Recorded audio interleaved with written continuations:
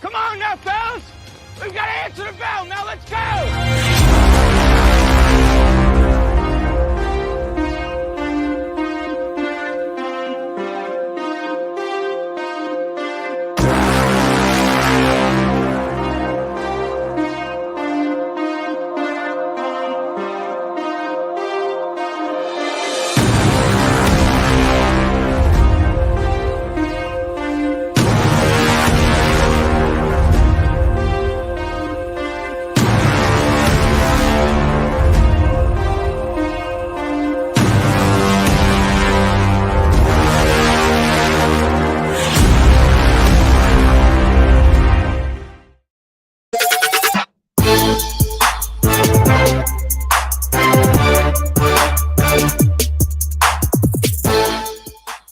Good afternoon and welcome into Mornings on Dadgummit, I did it again. Main Street Sports today, presented by Mid-Tennessee Bone and Joint. I've been working on Mornings on Main Street today, and so that's where I'm at right now. And we'll be working on Mornings on Main Street when we leave here. So it's a lot going on. It's just a mom's kind of day. It is a mom's kind of day, and it's a two-tone blue kind of day, apparently. You got your royal, I got the baby on. It's going to be a good day. So a lot of blue right here. And we're going to be talking about a lot of blue today. The Titans, Colts, Middle Tennessee State, and Conference USA. So plenty of blue to get into today. It's going to be a good show. Looking forward to it and hope you guys will stick around for the duration, as we do have Chip Walters, as we always do, at 3 o'clock. So he'll join us.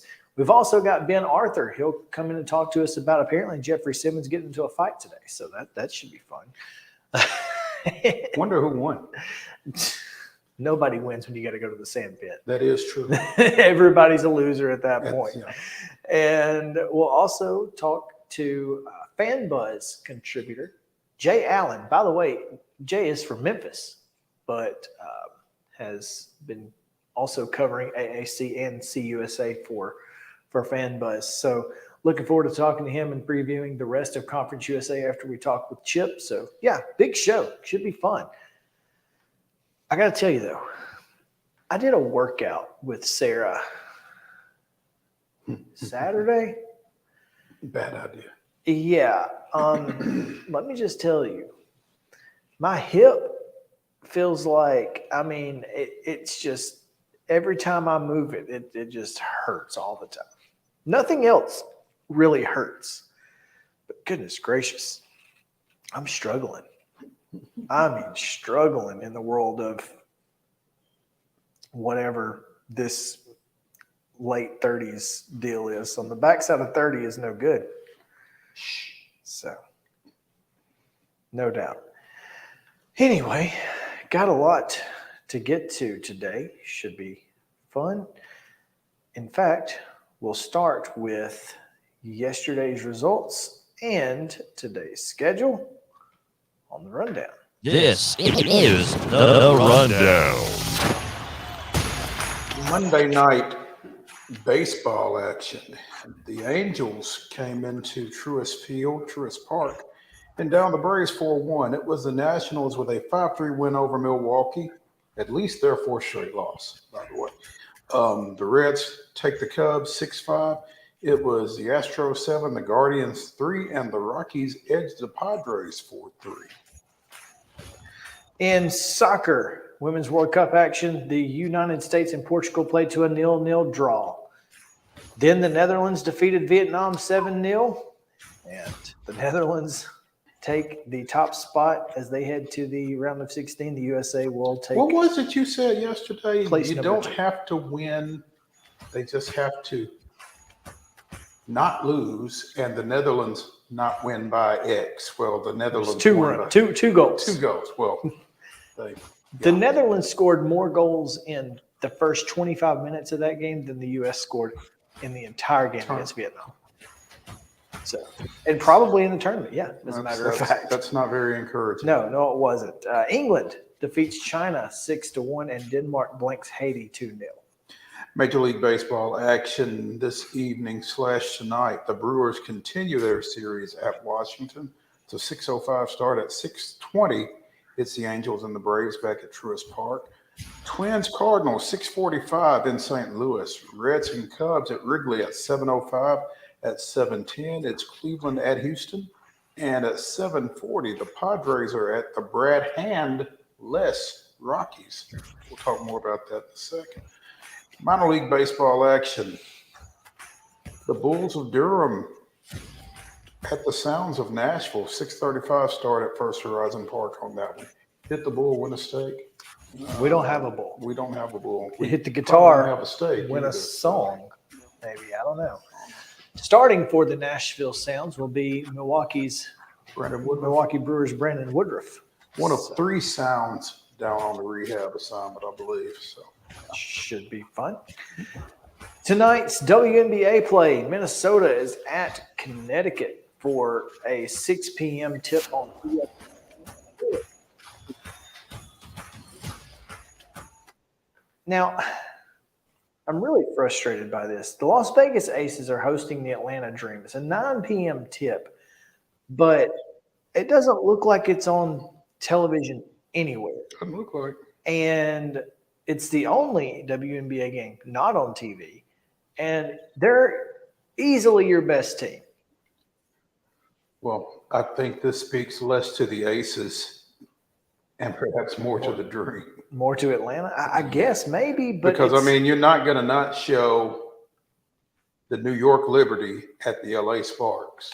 that's true. So, That is true. 9 That is o'clock true. on So, NBA TV. which is at 9 o'clock tonight on WNBA or on NBA TV. I guess technically it's WNBA TV right now. So yeah, there you go. That's your rundown.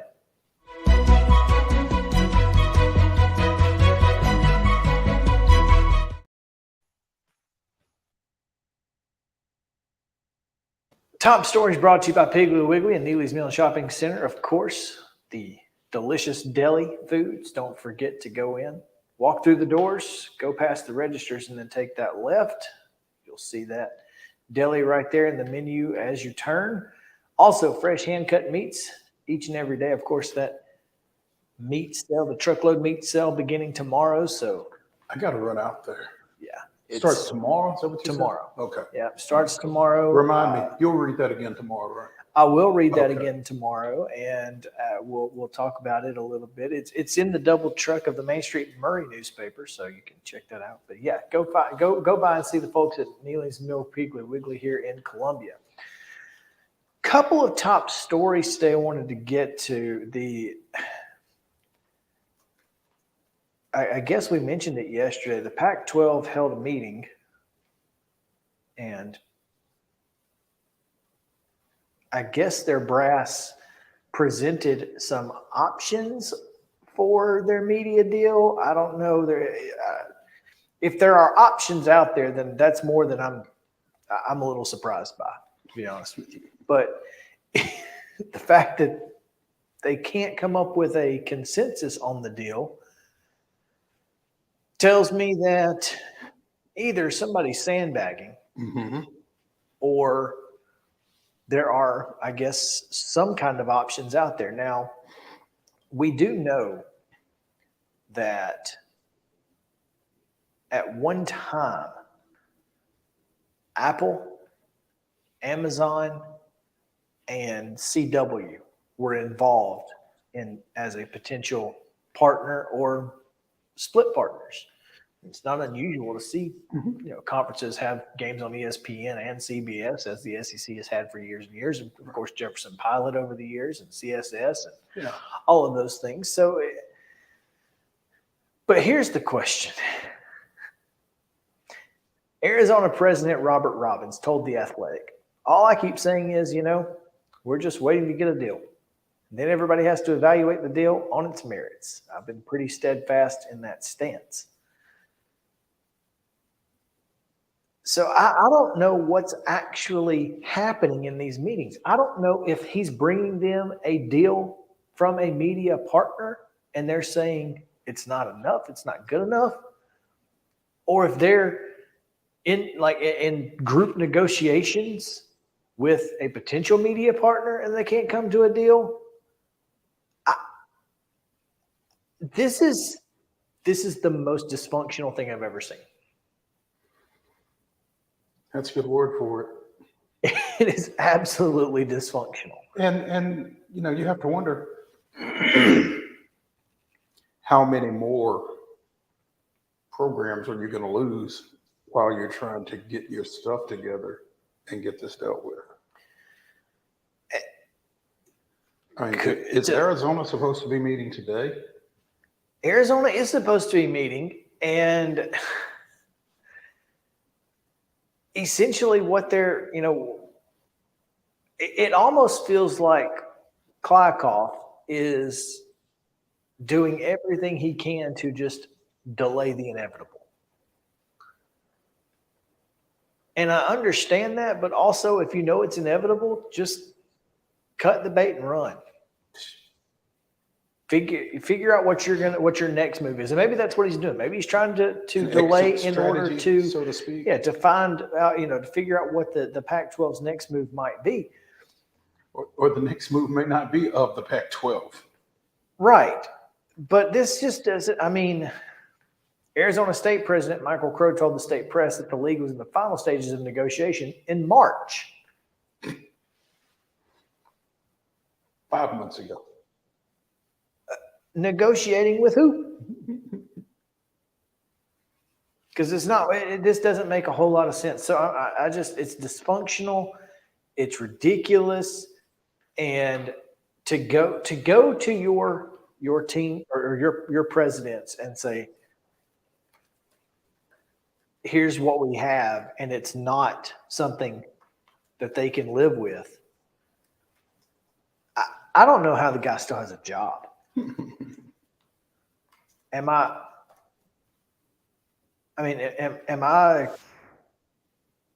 naive to think that this guy just...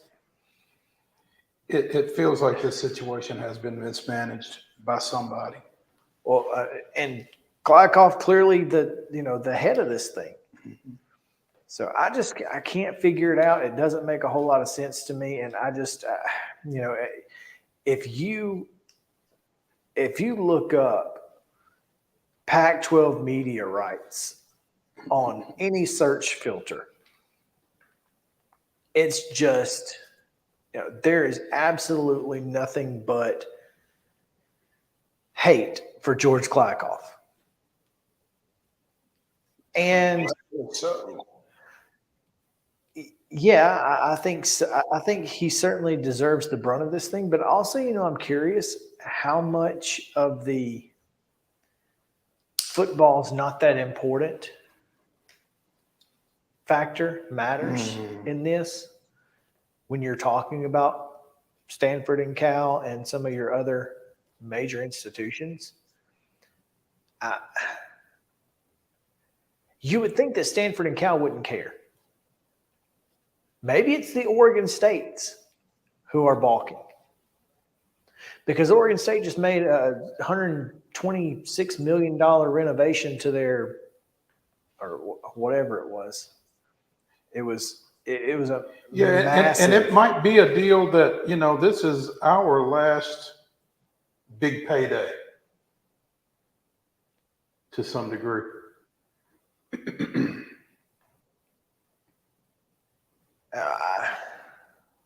$162 million project to complete the other side of, is it Reser Stadium, Wrestler Stadium. I'm not, yeah. And Oregon State could be saying 30 million is not enough. Mm-hmm. We got a stadium to pay for. Yeah. And if 30 million is all you can get us, we can get that anywhere else. So I don't know. There are some people out there who are, saying that CW is going to be the partner, and I think the CW has made it clear that they want to be in live sports. So I will be surprised if it's anywhere other than streaming and the CW. You better take what you can get and not pitch a fit, or you won't get any money, Oregon State. You'll be left in the Mountain West with, a $6 million payout or whatever it is. Auburn, speaking of dysfunctional, the Auburn Tigers announced yesterday on their Twitter account that they'll be putting, and it's not April 1st, by the way, they'll be putting in field suites at Jordan-Hare, field level premium seating. How does that work for football? And where do you put them? So click that link and go look at these pictures, and you tell me if this works for you. Because this is... I can't imagine actually wanting to be field level for football, to be honest, just because you can't see anything. Yeah. So in the corners is where these are taking place. Cook's Pest Control, I guess they're putting a bar up with a TV here so you can watch the game from the field on the TV. So you're sitting in a suite at the stadium at sitting in a field bar. level looking at a TV. Yes, you're sitting in a bar is what you're sitting at. Here's what's crazy. People will pay for it. Oh, they're going to – well, the response is not going well on Twitter. Good. Put Put people in there and see what that looks like. That's my back deck patio is more impressive than this trash. We hope this is a dry run for more permanent. They're not even suites. enclosed, right? No. It's not a suite. It's a seating area. And you can stand around and be at the field and go over there and watch the game. And, but you got to navigate the media. You got to navigate the camera people. You got to navigate all of the things that the staff. All the people that have sideline passes. All of those people, you got to navigate them. You're not going to be able to see. So these are at the corners of the end zone, basically? That's what it looks like. Oh, they do have a fan over here in the Section 46 field suite. So that was nice of them. They put a fan up. Well, it's pretty hot in Auburn right now. Oh, it's absolutely hot. And this is what's so wild to me. Hey, you're not if it rains, you're going to get wet. You're not covered, so you've paid all this money. And if it rains, what about those TVs? Those will probably be enclosed in like a glass case, like people put on their back decks. That's the only thing I can think of. Even people on their back decks don't leave the TVs uncovered, though. No, they have there's like a box with like a glass front that covers the actual television part. See, I wouldn't know. In partnership with Rebel XB, each will feature televisions, fans, high top seating, drink rails, along with premium food and beverage offerings. Suites will range in capacity from 16 to 24 guests, with pricing ranging from $200 to $1,250 per person. $1,250. $1,250. American dollars. American dollars. We are accustomed to the first class experience provided outside of the stadium, and we look forward to bringing additional premium opportunities inside Jordan-Hare. Demand for premium seating is an all-time high. We are thrilled to bring this elevated experience to our Tigers Unlimited donors. Field suites will be offered in Tiger Unlimited Football Priority starting today. I'm curious how many phone calls they've gotten. 3. I'm curious. Okay. how many positive phone calls they've gotten? Probably none. It's as bad as you think it is. That's all I'm going to say. And I mean, folks are just, oh man. Here's a thought though. They're going to allow the consumption of alcohol on a field level.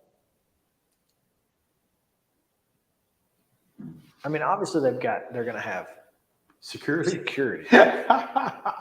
But can you imagine the first time a guy scores a touchdown, runs over there, chugs a margarita and runs away? Like what?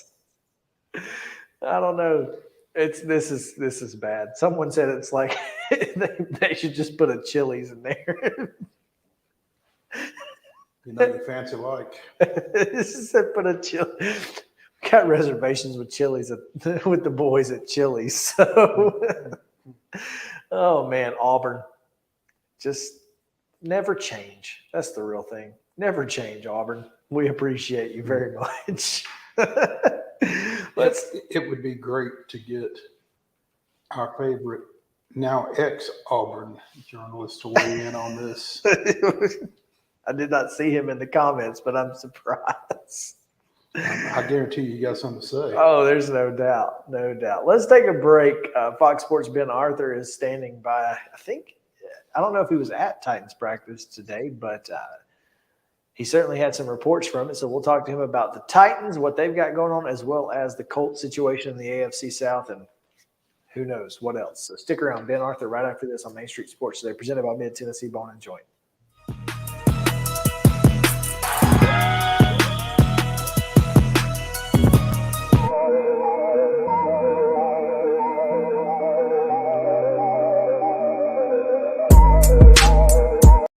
Mid-Tennessee Bone and Joint treats your orthopedic injuries and existing conditions. Our trained physicians will get you back in the game faster.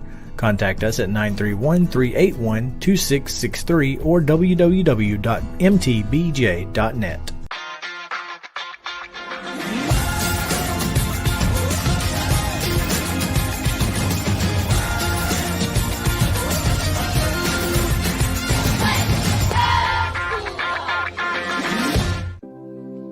Custom Stone Handlers supplies over 600 distributors and suppliers with quality stone products. Along with River Stone, we produce and distribute over 100 building, landscape, and other bulk products. Our goal is to provide quality products, service, and partnerships to ensure our customers' success. We firmly believe that the measure of any person or company is how they treat other people and customers. Give them a call at 931-490-4990 or visit CustomStonehandlers.com. With Lee Company technology, the best handymen are hands-off. Lee Company techs have been using visual findings and other smart technology tools for years to add transparency and virtually take customers along. You see what we see, whether we're in a crawl space or on a roof. With Lee Company, technology helps us help you, no matter what's happening in the world or at your house. You can't see the sights without the sounds. From the crack of the bat to the roar of the crowd and everything in between, discover what Hit City has to offer. Spend your nights cheering on the Nashville Sounds at First Horizon Park with giveaways, fireworks shows, theme weekends, and more. Single game tickets are on sale now. Visit NashvilleSounds.com to claim your seat today. Piggly Wiggly, located in Neely's Mill Shopping Center, is Columbia's locally owned and operated Cost Plus 10 grocery store dedicated to serving the community with low prices and smiling faces. Piggly Wiggly offers fresh, hand-cut meats daily, as well as daily hot plate lunches from their deli counter. You're certain to see smiling faces and a helping hand when you're here at Piggly Wiggly. Come by and check out our fresh produce, high-quality meats, and more. Down home, down the street, we'll see you at the Pig. Mid-Tennessee Bone and Joint has been the official sports medicine provider for Murray County Schools for more than 40 years. We specialize in orthopedic service, and our Ortho Quick Walk-In Clinic lets you bypass the ER. Visit us online at www.mtbj.net.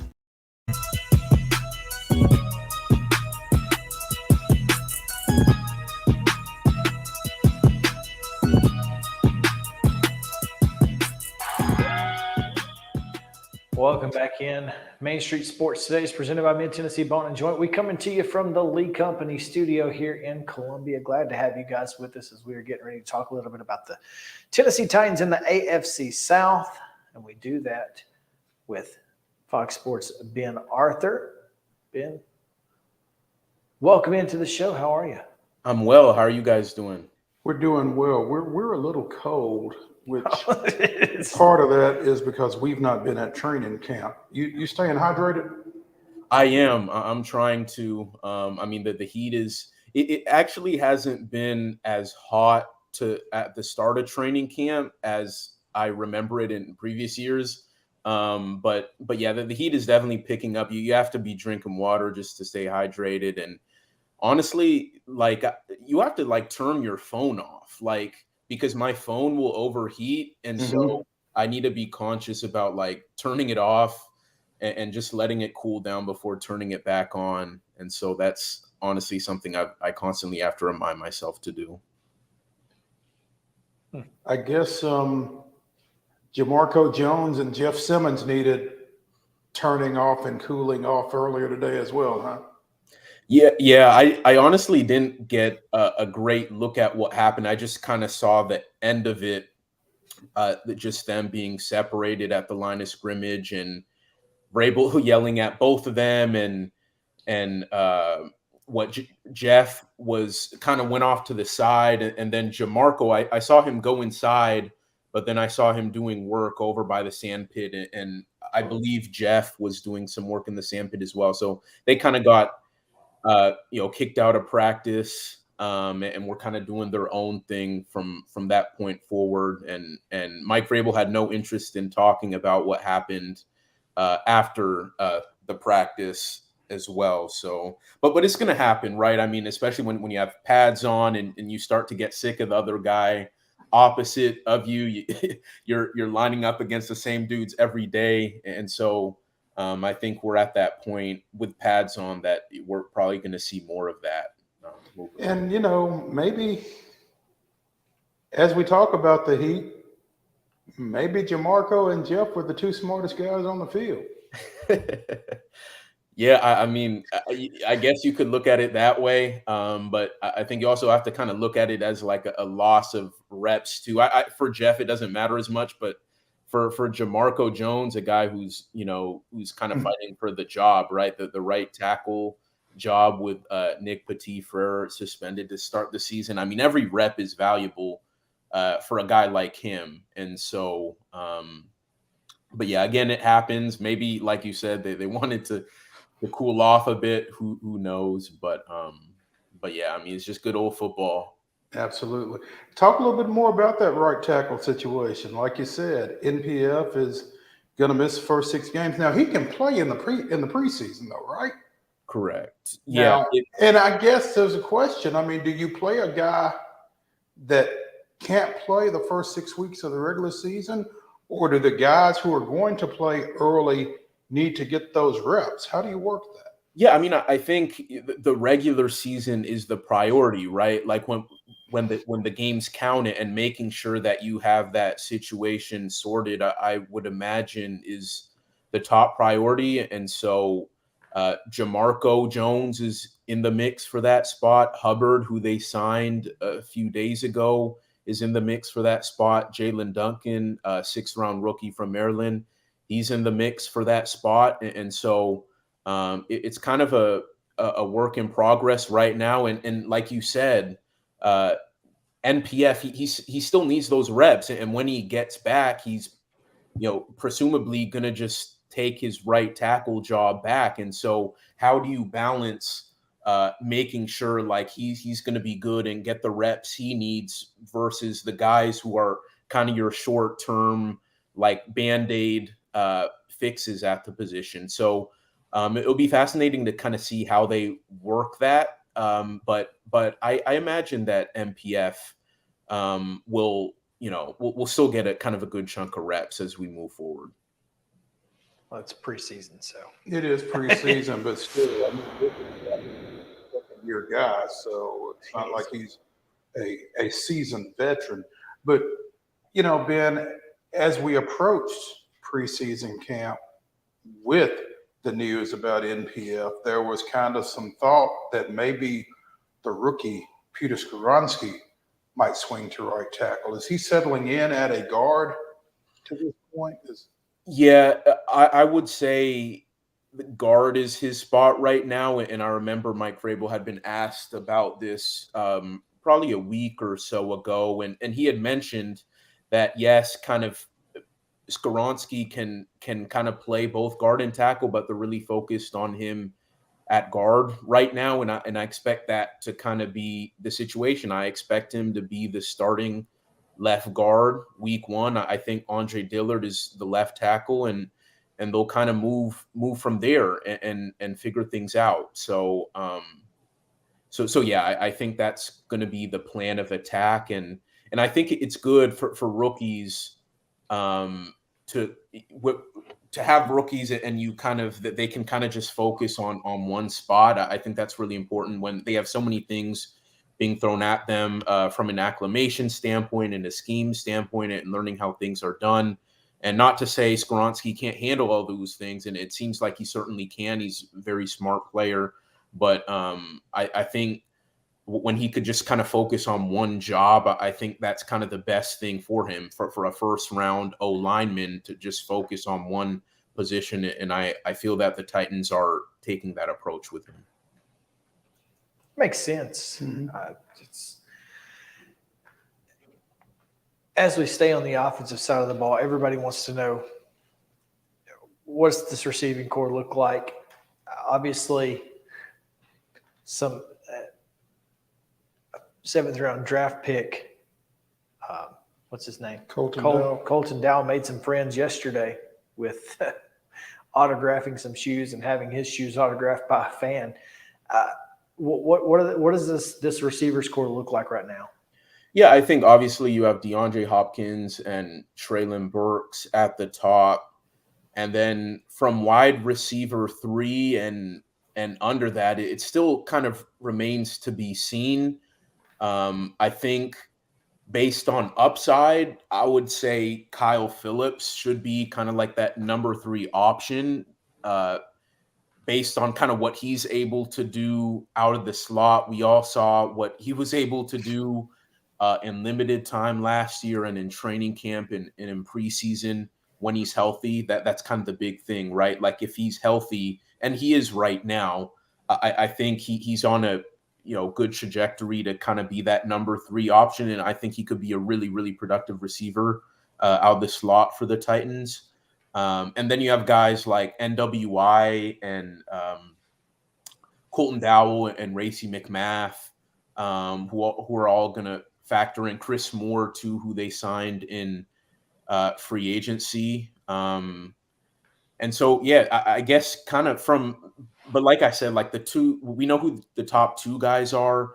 The 3 and 3, 4, 5, 6. I think that's all going to kind of depend on health first and foremost, and then kind of special teams and the value that those guys can add in that department.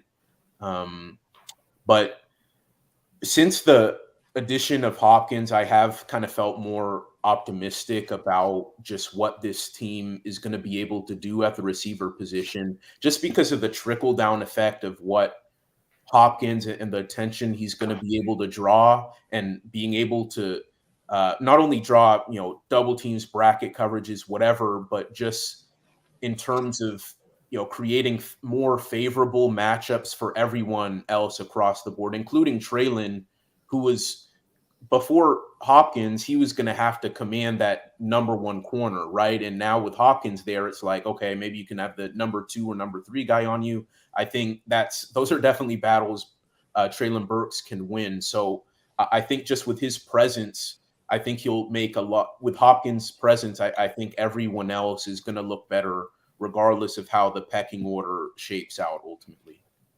Ben Arthur of Fox Sports joining us here on Main Street Sports Today, presented by Mid-Tennessee Bone and Joint. Ben, so you think Kyle Phillips is receiver 3 rather than NWI necessarily? From an upside standpoint, yes. Okay. Yeah. I mean, NWI and other options too, right? I mean, Kyle Phillips gives you additional positions, so that has to help. Okay, I just thought maybe from an experience standpoint, and obviously Kyle, wasn't able to stay on the field all year last year, but and I can see it. I'm not sure that there's a whole lot of really difference between the two, other than potential upside necessarily. But I do know that NWI has done some pretty good things in the last couple of years, but certainly that's a position that needs upgrading. So yeah, it makes sense. Just wanted to get a little deeper into that. There's been a little buzz over the last couple of days. Apparently Will Levis actually completed some passes. What's the read on him to this point? Yeah, he's definitely, started to pick things up. It seems I actually wasn't at yesterday's practice, but like both of you, I saw all the reports about just how he was on fire. And then today with me out there this time, again, he's making a lot of good plays, had a couple touchdowns. They were back-to-back, actually, one to Reggie Roberson and the other to Mason Kinsey. And so this is kind of what you want to see if you're the Titans, right? I mean, I think sometimes we just want to see like quarterbacks just like figure it out right away. And it just doesn't work. Like not everyone is Justin Herbert or Patrick Mahomes, where just the first time they get on the field, it's like, okay, you know what you're going to have in them. With most guys, that they're going to need a lot of development. They're going to need a lot of time. They're going to need to learn the nuances of what they're being asked to do in their NFL offense. And I think we've seen to this point Will Levis starting to stack days, and that's great for him. And so, I mean, at this point, it's just being consistent with it, right? And just continuing to improve. And, as we get closer to like joint practices and preseason games, just seeing him continuing to, improve and make strides. And we're at a point where I think we could see him getting more reps with, I don't know, the twos or whatever, because it has kind of been, the pecking order of Tannehill and Malik because he's been here and Levis being the new guy coming in. But I think we're at a point where we're starting to see Levis build his confidence, show better stuff like out there on the field. And I think he's kind of been earning, more reps as we've kind of gone forward. So I would say as training camp is in its second week, we're really for the first time, I think, seeing that tangible progress from Will, whereas in the spring and the offseason program, there wasn't as much there, just quite honestly. And now I think we're starting to see some promise. Shifting gears, because we could talk Titans all afternoon, but what do you take out of A, the request, and B, the reaction to Jonathan Taylor wanting out of Indy? Yeah, it's the relationship has obviously been unraveling for quite some time. It's become messy and public recently, but this had been brewing for a while. And you can kind of see both sides. I think you can see the frustration of a guy like Jonathan Taylor, who's a top 3 running back when healthy, who had the best rushing season, who had the best season for a Colts running back ever in 2021, who wants to get paid his worth, get paid what he feels like he deserves. And then on the flip side, you can kind of see where the market is just in terms of running backs and teams' hesitancies to pay them because of just how they have a shorter shelf life in a passing league. And then Jonathan Taylor is also battling an injury. So you can see it from the Colts side as well. You can kind of see where both sides stand and why they seem to be so dug in on their stance. It's unfortunate for their sake that it has become so messy, stemming from Jim Irsay's tweet several days ago about the running back position, which felt very unnecessary, right? I mean, even though he told ESPN that the comments weren't directed towards Jonathan Taylor's situation, but knowing that you have your own star running back who's dealing with his own situation with a hopeful extension with your franchise, and to put that kind of message out, and then for Jonathan Taylor's agent to clap back, I just thought that was very short-sighted from Jim Irsay, and that was kind of why it's become what it's become. And so, yeah, I understand why Jonathan Taylor feels the way he does ultimately, because the Colts have a history of rewarding their homegrown stars, even those at non-premium positions like guards and off-ball linebackers, all these like Quentin Nelson, Shaquille Leonard. These guys got paid before their final season of their rookie contract, and the Colts won't even, broach numbers with Jonathan Taylor, let alone make an offer. And so you can kind of see why there's anger on his side. So I'm not quite sure how this ends, but I think the fact that he is injured, and that no one seems to know what exactly is going on with him and his timeline, I think that complicates things for both sides, in terms of Jonathan wanting kind of what he wants in terms of an extension or a trade, and then from the Colts side, with really how critical he could be to Anthony Richardson and his development. So it's a very complicated situation, and I'm not quite sure how it ends right now. That's, we're not surprised to hear that. I don't think nothing with the Colts surprises me at this point. Mm-hmm. And we talk about how dysfunctional the Pac-12 is. The Colts seem to be just as dysfunctional. Is this an opportunity for, Houston to kind of solidify themselves, in the third spot, and maybe even obviously compete for number 2 with Jacksonville, because the Titans are going to be number 1. Yeah, I don't know about all that. I mean, I think the pecking order is Jacksonville and then Tennessee, but then with the Colts, I mean, it would certainly, with everything going on there, it would certainly warrant kind of conversation about Houston maybe being that third team, because I think like I was saying, to my previous point, I think Jonathan Taylor is so important for Anthony Richardson and his development and being able to take pressure off him, because we know he's going to need development just in terms of being a consistent passer. And then the reports coming out of Indianapolis today, he had his worst day of training camp today, just in terms of his timing was off, and a lot of misfires and whatnot, and having a steady, dependable running back to kind of ease the load off for a guy like Anthony Richardson, who is, who's still a project in many ways. I think that certainly maybe opens we don't know what's going to happen a month from now, 6 weeks from now with the Colts, but I like what the Texans have done. I think they have the best O-line in the division.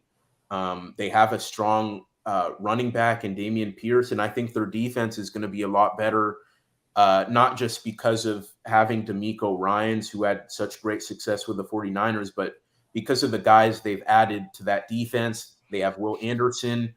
A lot of people don't talk about this, but I honestly think the Texans could have a top 10 secondary. Like, they have a lot of talent on the back end, and I think as long as those guys up front do their job, so you look at that defense plus a strong run game to kind of ease CJ Stroud in. there certainly seems to be a lot less drama with them than Indianapolis. So yeah, I would, at this point in time, I would maybe put Houston above them. But there's a lot of time until we're playing meaningful football. So I wouldn't put that in stone yet. But yeah, Indy's situation is not ideal in any way. So yeah. Ben, it's still early. Training camps are just getting underway, really, and should be an interesting preseason. But football is just a couple days away. We'll see live football, the Jets and Browns, the Hall of Fame game on Thursday. It's just going to be nuts. So can't believe August is here and it's only Tuesday. Yeah. So, but we appreciate you taking time. I know that we're going to talk to you several times throughout the year, and we appreciate you every time that you take with us, and we look forward to seeing you again. Sounds good. Appreciate you guys for having me, as always. Thanks, man. Got it. All right, let's take a break, talk a little Braves on the other side, baseball, not just Braves. Big trade involving some semi-local ties. So stick around. Main Street Sports Today, presented by Mid-Tennessee Barn and Joint. Back after this.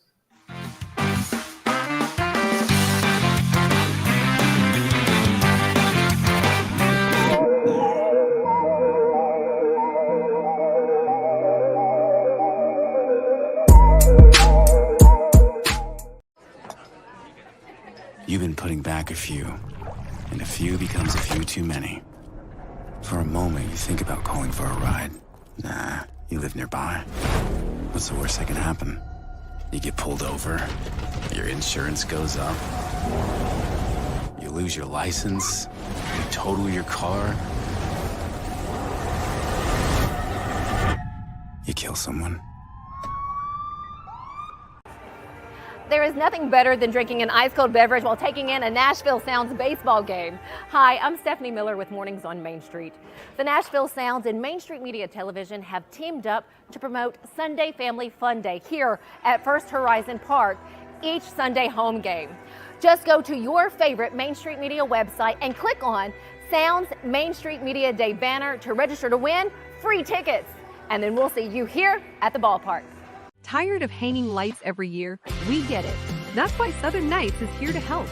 We install programmable lighting on your home or business so you can enjoy beautiful, customizable lighting all year round. No more ladders, tangled lights, or cold nights outside. We do the work, you do the celebrating. Call Southern Nights today and take the hassle out of holiday lighting forever. For a free quote, give us a call at 931-241-3074 or visit our Facebook page at Southern Nights. Y'all, I'm serious right now. They have a dragon here. I saw it. But no, they don't. There's no such thing as dragons. I swear, I saw it. It had huge claws. Get out of here. It had eyes as big as the moon. Come on, I'll show you. Wait up.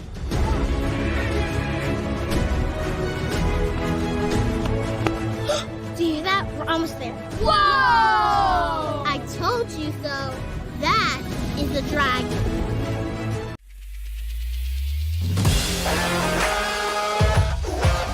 Hockey in Music City just hits different. It's one big honky-tonk party. It's the sea of gold in the crowd, the goals, the saves, the celebrations. It's an experience like no other. Experience Predators hockey all season long. Visit NashvillePredators.com/season tickets and join the Loyal Legion today. That's NashvillePredators.com/tickets, and we'll see you at Bridgestone Arena.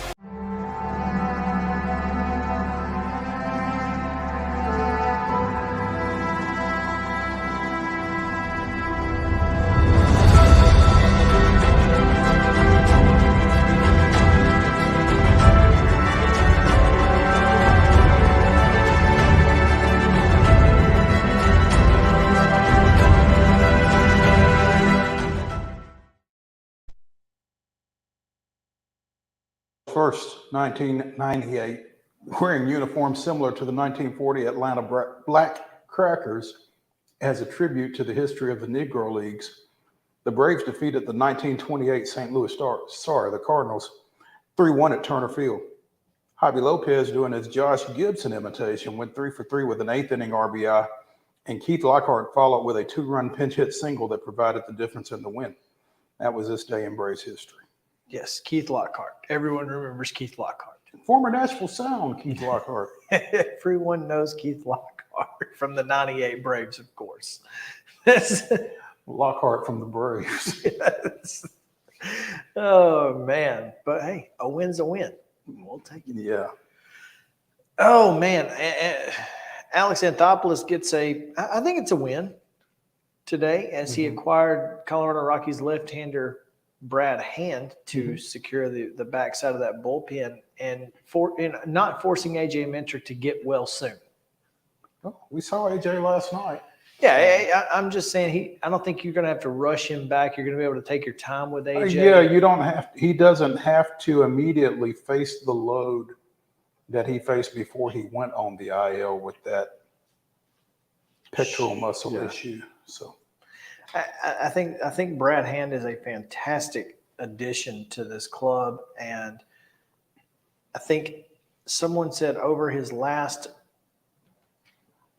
14 starts, his last 14 appearances, he's given up just 2 runs.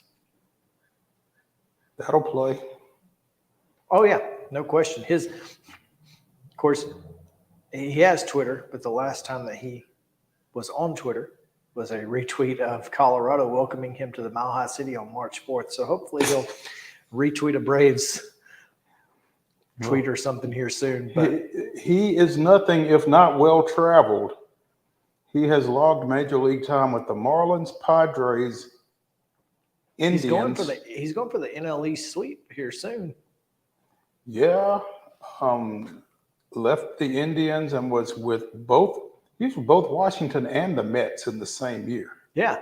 So and Toronto. This is it. He's been with the Phillies too. So this is he the was NL with East the sweep. Phillies last year. He actually spent the whole season with the Phillies last year. He did. So yeah, he had some. He's well traveled, that's for sure. So clearly making the transition to a new club is not new. I wonder, like guys like Jesse Chavez, like this travel light. Dude's got, he's got a wife and kids, right? So like I would love to see how she handles these type of situations because she's got to be a pro at it at this point. Oh yeah. Like I said, travel light. They probably stay anchored somewhere and just we'll see you when the season's over with, bro. Yeah, it's Palm Beach Gardens is where his location is set on Twitter. Well, if you got to be somewhere. Yeah, Palm Beach Gardens would be a solid place. You're probably right. They probably do just. I mean, they might be a little bit more to come up and catch him with the Braves from Palm Beach Garden than maybe in Colorado. Yeah, but Colorado in July versus Atlanta in August, I think Colorado's the better option. If it's me, I'm just saying. Good point. But yeah, I think it's a good pickup. I'm excited to see, how he fits into this bullpen. And apparently the Braves are still potentially looking for another pitcher, but I think it's going to end up being a light day. 40 appearances thus far with Colorado. No saves, but and I don't see holds or anything like that. And he's got. I know ERAs don't mean anything, and wins and losses don't mean anything, so I hesitate to mention them. But he's 3-1 with a 4.54. He's got 41 strikeouts in 35 2/3 innings. I think that's good. I mean, I'm not into analytics, but I think when you've got more strikeouts than innings pitched, it's probably good. Well, so is that still good? Yeah. Okay. Kelsey says that Kelsey, former Brave Kelsey, Braves legend, Kelsey Wingert Lynch. 4.54 ERA, but his ERA is inflated. He gave up 7 runs in 2 innings versus Detroit, and then 4 earned in 1 inning, and that was early in the year. So that's 11 runs in 3 innings. If you take those 2 outings out, he has a 3.03 ERA, has allowed 1 run in 7 outings in July, 2 in 14. So it's interesting because just last weekend, I guess it was, that the Braves traded for Colorado reliever Pierce Johnson. So this guy's better. Against left-handers, he's 15 innings pitched, 7 hits, no homers, 20 Ks, 143 batting average against, and a 204 slugging against. That will play. A 204 slugging against in Colorado. Mm-hmm.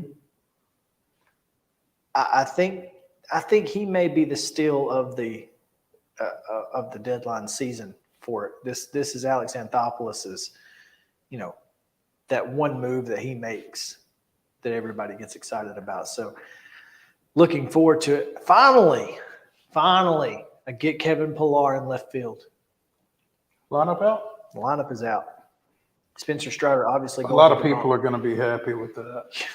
Acuna and Wright, Albies, Riley, Olsen, Murphy, Ozuna from the Braves, Kevin Pillar, Arcia, and Harris is your lineup. Surprise, surprise.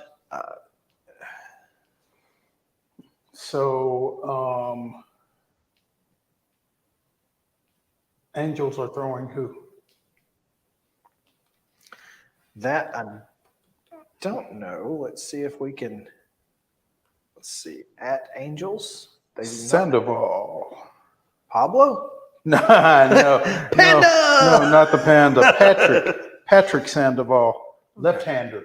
Patrick Sandoval. Thus, Eddie sits. Pillar plays. Well, never mind. I'm just going to leave it. Yeah. Leave it alone, Chris. Don't be mean to Eddie. No, leave Eddie it is alone. NLCS MVP forever. Anyway. Justin Verlander headed back to Houston. Mr. Kate Upton. And in return, the Mets get to bring back 2 former teammates together. That's right. Drew Gilbert is headed to the Mets organization, and he will be teamed up with former Vols fireballer Blake Tidwell? Blade Tidwell. Blade with a D. That's right. Blade Tidwell. So they're Colorado. both going to the Binghamton I don't Rumble know. I Ponies? don't know where Drew's going to be, but they'll be in the same organization, and at some point, you got to expect they'll find their way to one another. So, number 1 overall prospect for Justin Verlander. Gilbert's number 1 overall. He was the Houston's number 1 overall prospect. Hope he makes a difference. Hope it's worth it to the Houston folks. But I mean, I'm not going to sit here and say you almost feel sorry for the Mets because I don't. But man, all that cash money talk that they talked hitting, all last year, and even after the Braves hawked them down, they were still talking trash. And then over the offseason, they did everything that they did, and they're counting the division championships yet again. And as they come into today, they are how far back? Close to 20. 17 and a half. Oh, they must have won a bunch this weekend. They are closer to the last place Washington Nationals than they are to, well, actually they're equidistant between 5th and 3rd. But again, 17 and a half back of the Braves. Yeah. You hate to see it. No, you don't. No, you don't. No, you don't. And look, I think the Astros are absolutely silly. I mean, Justin Verlander's 40 years old. You just gave up your number 1 prospect. And you are a half game back of Texas, who now has Max Scherzer. And maybe that's why they made the move. I don't know that either Scherzer or Verlander moves the needle at this point. I mean, I guess they're going to come in and eat up innings if nothing else. Well, I mean, Verlander in Houston has been worth whatever Steve Cohen paid for him. In New York. And apparently New York's just not his place. Well, he needs to be in Houston. That happens a lot. And so people don't understand how difficult it is to be a sports star in New York City.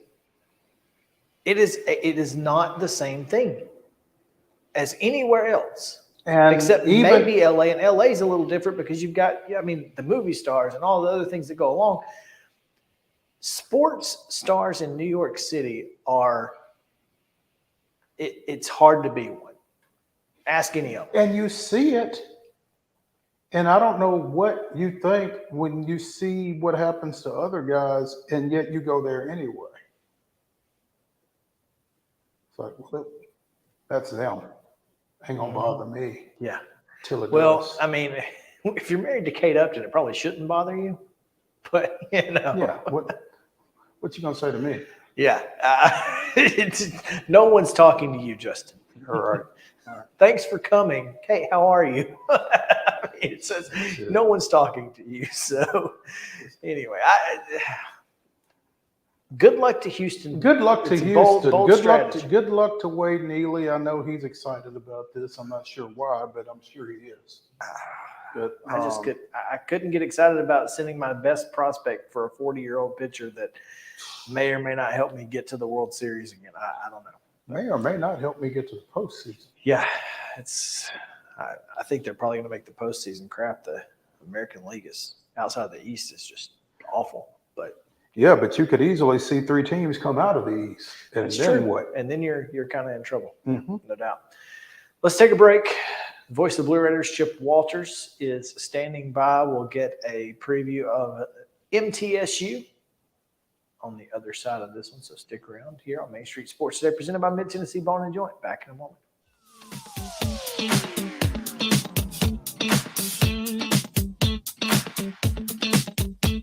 Mid-Tennessee Bone and Joint treats your orthopedic injuries and existing conditions. Our trained physicians will get you back in the game faster.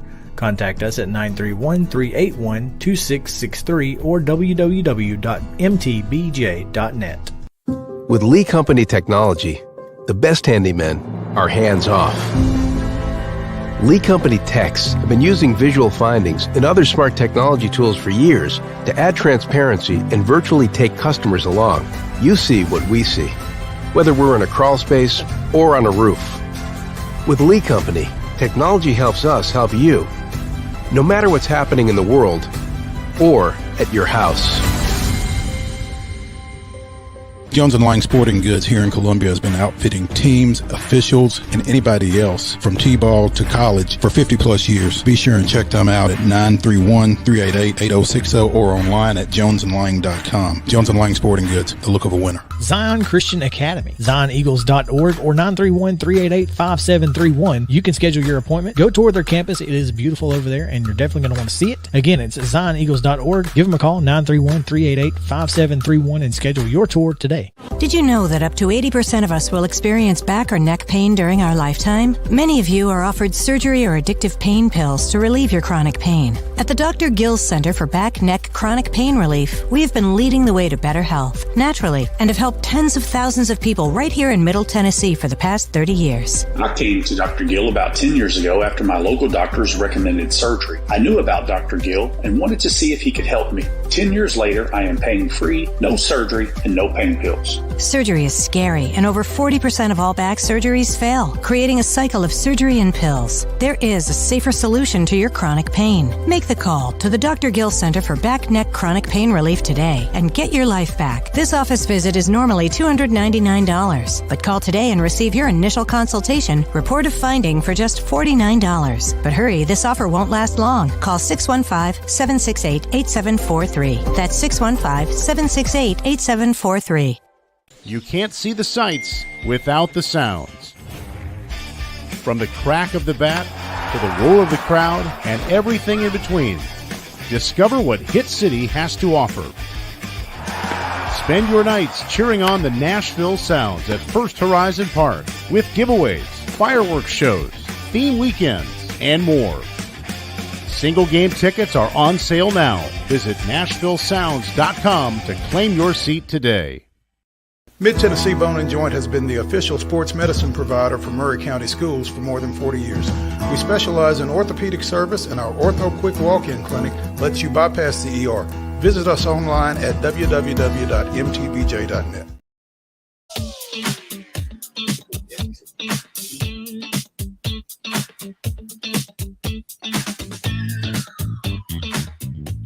Welcome back in. Main Street Sports Today is presented by Mid-Tennessee Bone and Joint. Chris Yao and Mo Patton here with you on this Tuesday, and it is hour number 2, which means it's time to bring in the voice of the Blue Raiders and the subject of this month's cover story, Muletown local. Chip Cover Walters. boy. That's it, cover boy. I boy. didn't bring my magazines in. Yeah, we got to get some magazines for when we go over there next Wednesday because we need to get our scribble scrawl. Yeah, I have to get them signed and framed. Yeah, that's it. Yeah, put it right up here. You had to go in the MTSU corner over here. Yeah.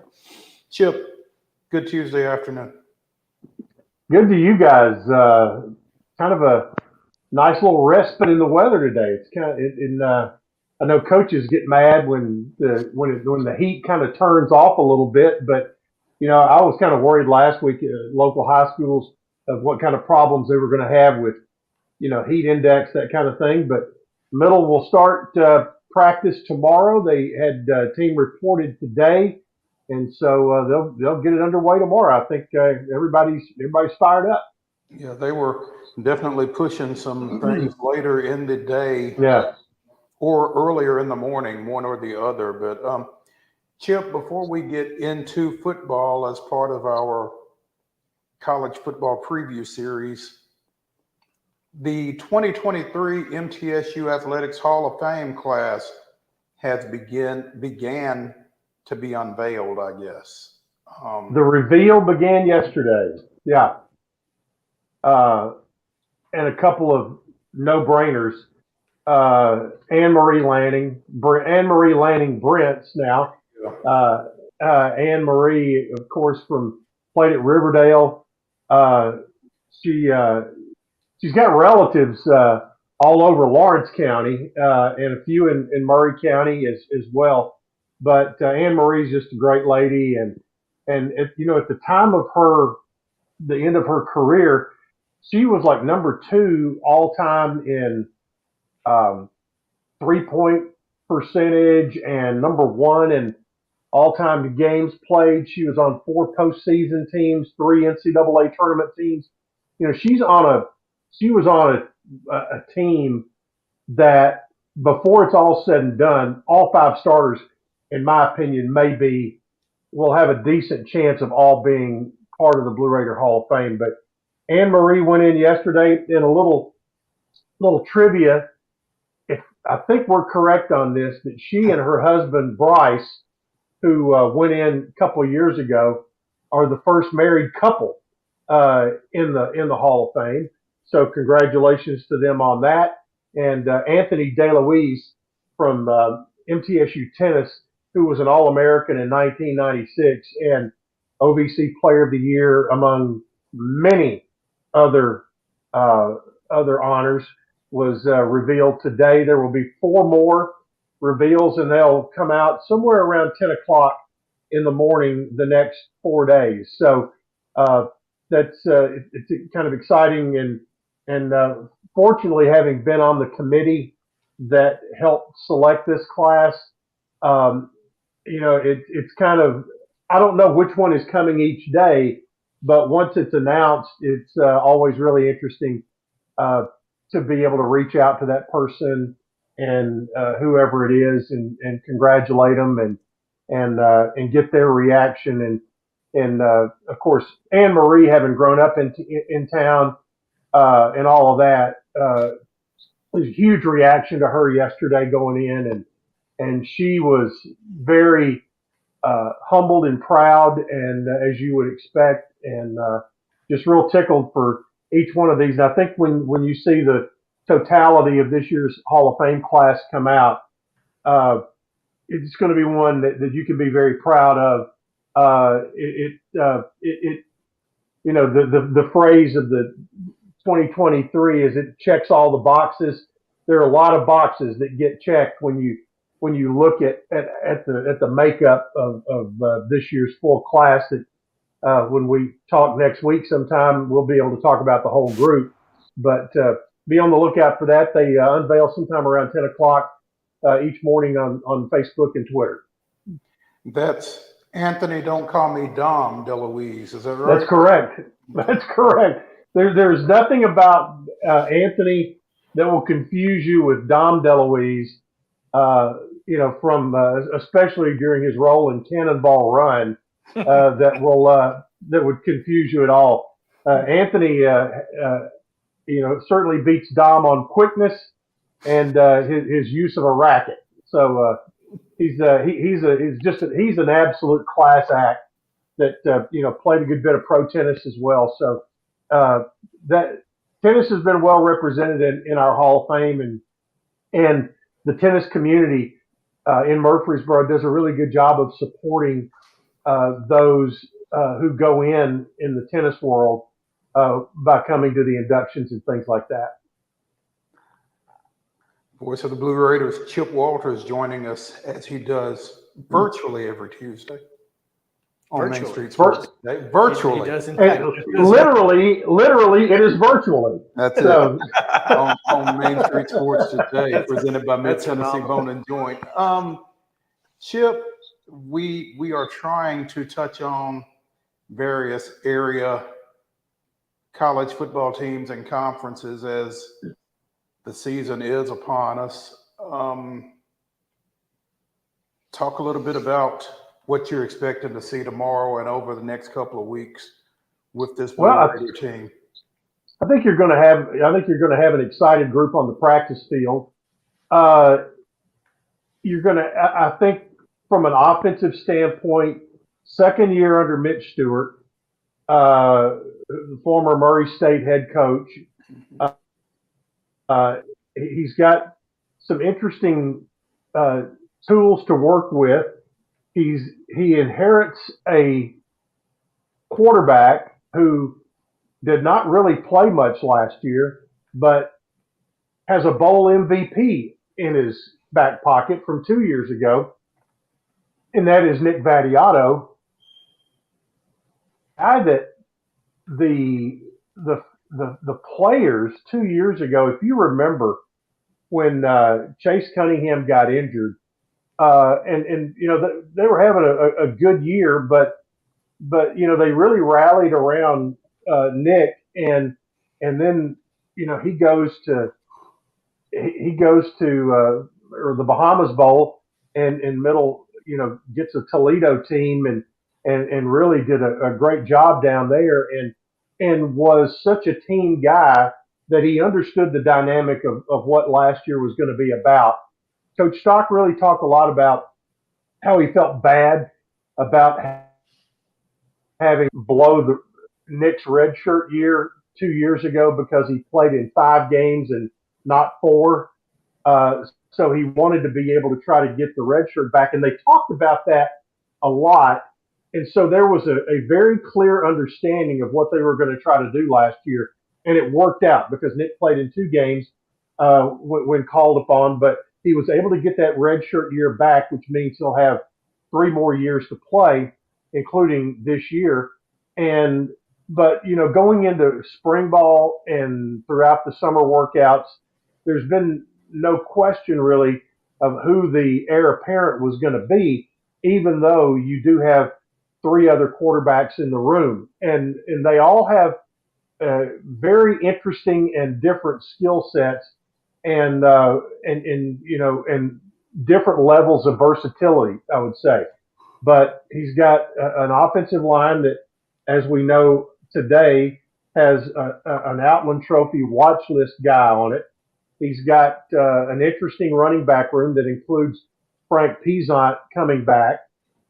He has a wide receiver group that, while you lose Jalen Lane, you gain some interesting pieces through the transfer portal. So I think there will be a level of excitement there. And on the defensive side, Scott Schaefer has 8 starters returning from a year ago on a defense that I would argue was one of the best that Middle's had in the 1A era. When you look at what they've done the last 2 years in forcing turnovers, they were number 2 in the nation last year. They were number 1 in the nation in 2021 in all of Division I football. So you lose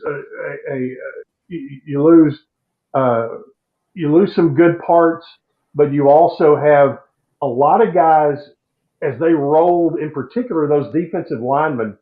You have guys who may not have been listed as starters, but played starter snaps over the last year or so that are coming back. You've got two starters returning in your secondary, and you've got a veteran linebacker group. So I think Scott Schaefer will put a group on the field that has a great deal of speed, and that's what they have built on is speed. And in Conference USA in particular, it is a speed conference. It's not 3 yards in a cloud of dust. You've got that going on, and then you've got to replace a punter that was an actual weapon, and you've got Zeke Rankin back at place kicker, who had one of his best games in his last game in the Hawaii Bowl, beating San Diego State. So, in a nutshell, right there, you've got 13 starters back on a team that won 8 games a year ago and won 2 straight bowl games. So I think their optimism level is high going into this year.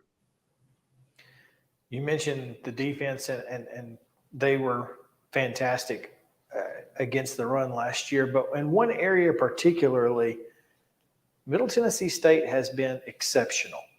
76 takeaways in the last 3 years. It doesn't matter.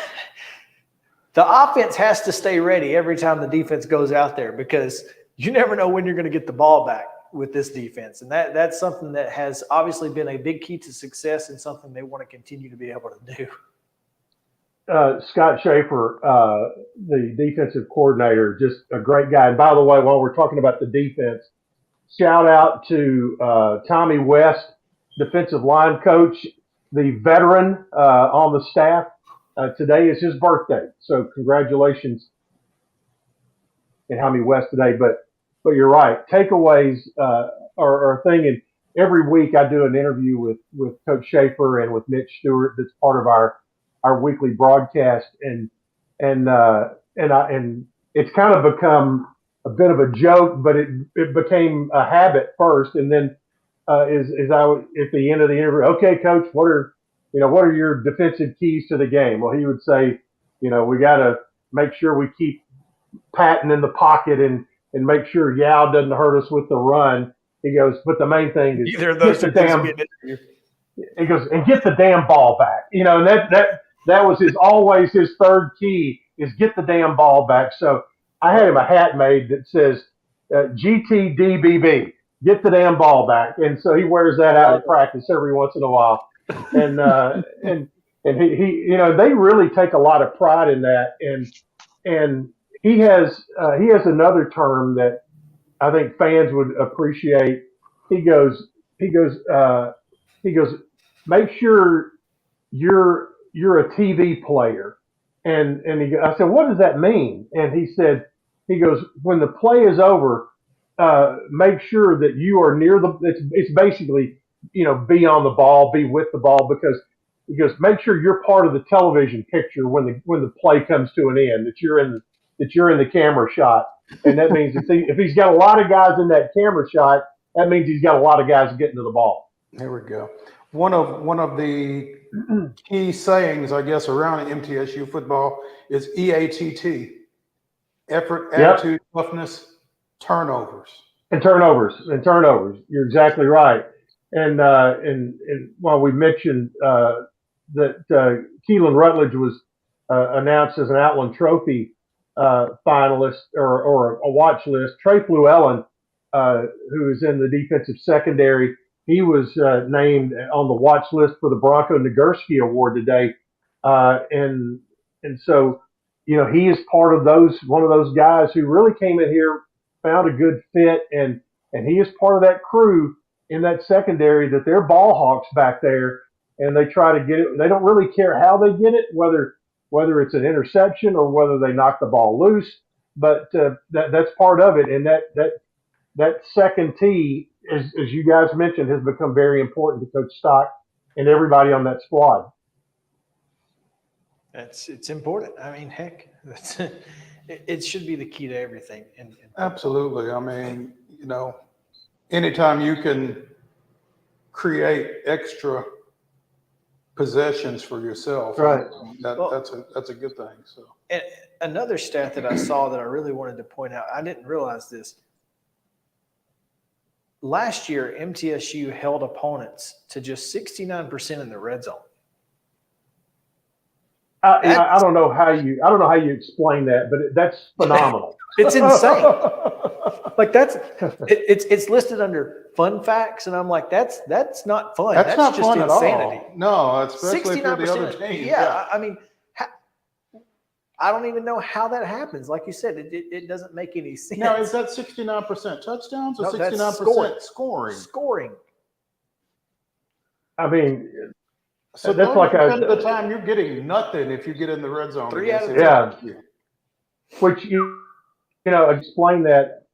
To me, I think the best way to explain that is having players who know how to play and understand down distance situational type things more so than just, okay, they know how to read and react and things like that. And it's a credit, of course, it's with Coach Schaefer and his staff that they have schooled these guys on situational play, but also to the players who know how to react and that they have assimilated.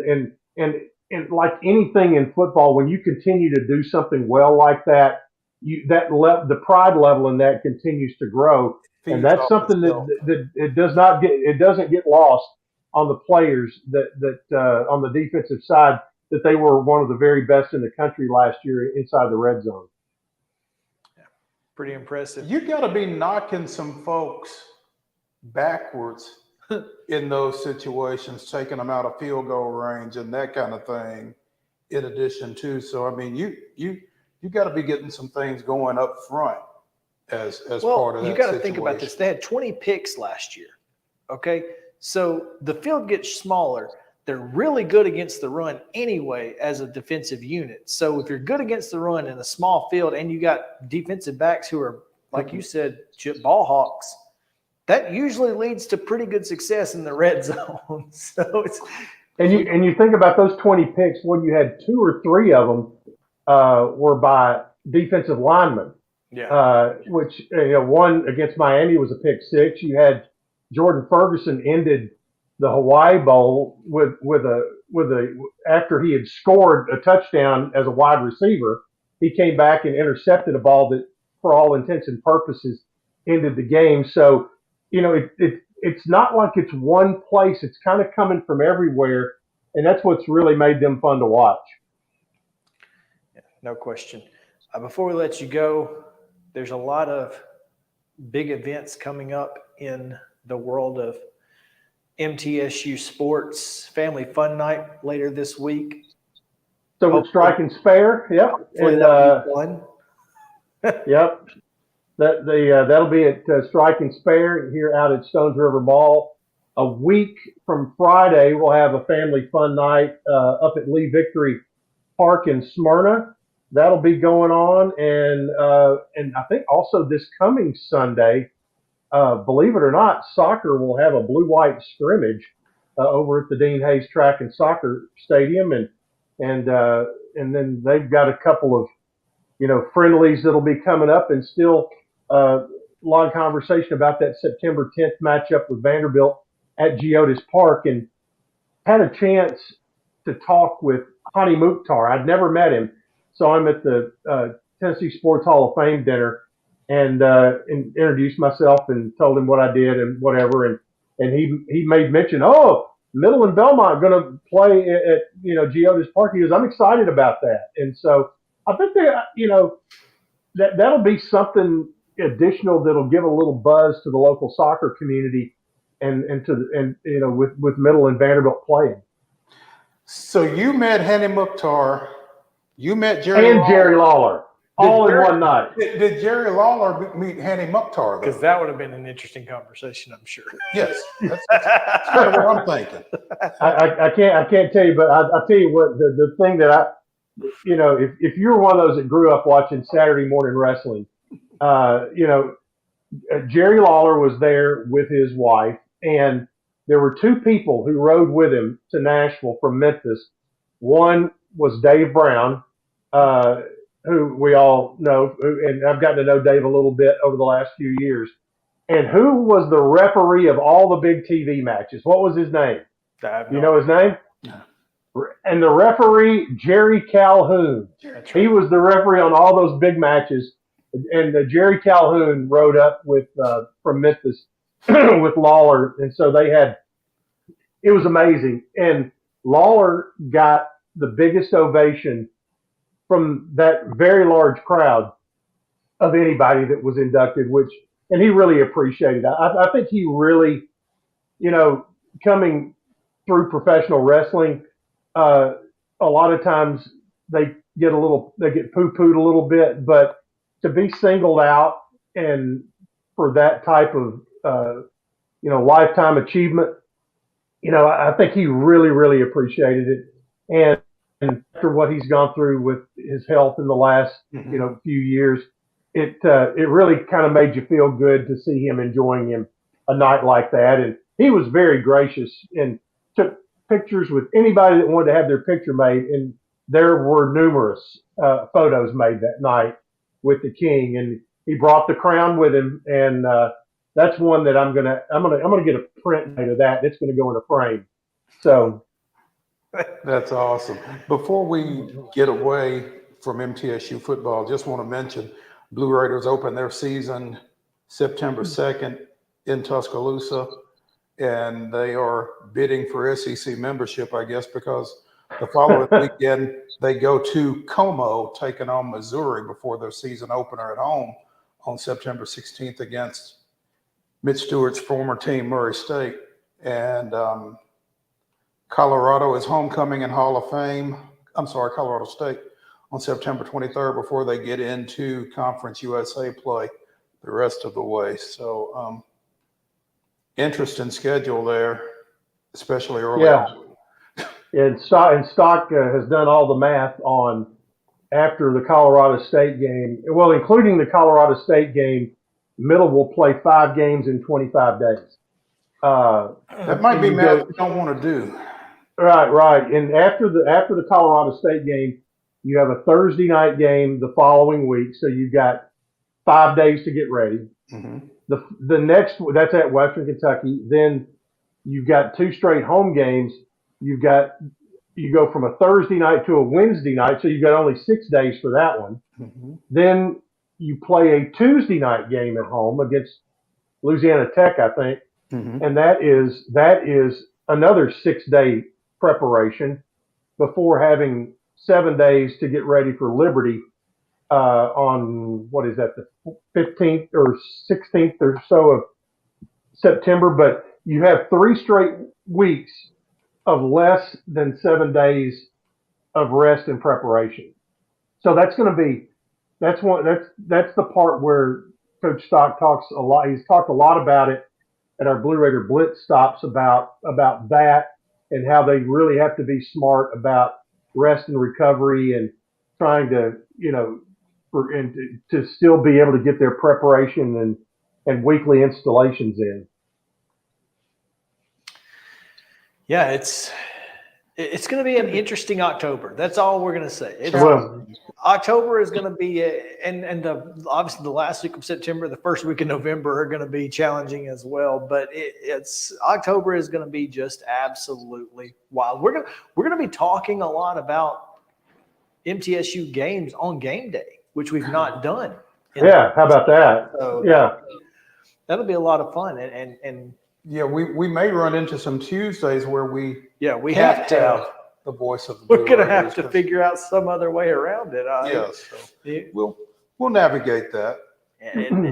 But it will be fun as Conference USA gets ready for a unique television experience because, hey, one, they got a TV deal and a conference, and the Pac-12 does not.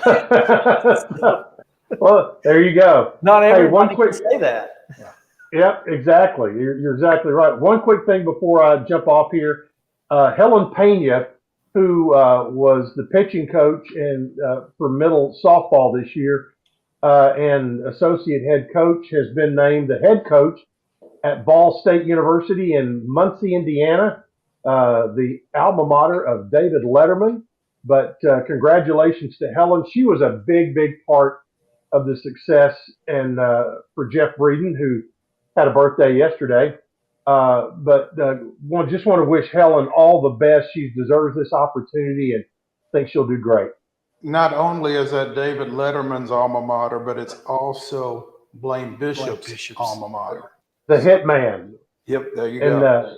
I did see the Hitman meet Lawler. King. Yeah, I did see that. So I was able to put those dots together. I don't know which hitman is more important to Jerry Lawler, Brett or Blaine. Bret Hart. So who knows? It's a question we'll have to ask one day if we ever make it to the Hall of Fame Bar and Grill out in Memphis. Yeah, there we go. So, Chip, we appreciate it, man. All right, thanks, guys. We'll talk to you. we're going to take a quick break here. When we come back, we'll continue our coverage of Conference USA. Should be a lot of fun on the other side of the break. So stick around. Main Street Sports Today, presented by Mid-Tennessee Bone and Joints. Back after this.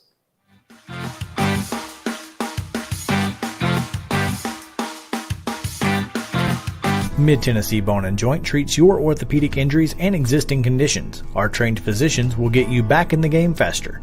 Contact us at 931-381-2663 or www.mtbj.net.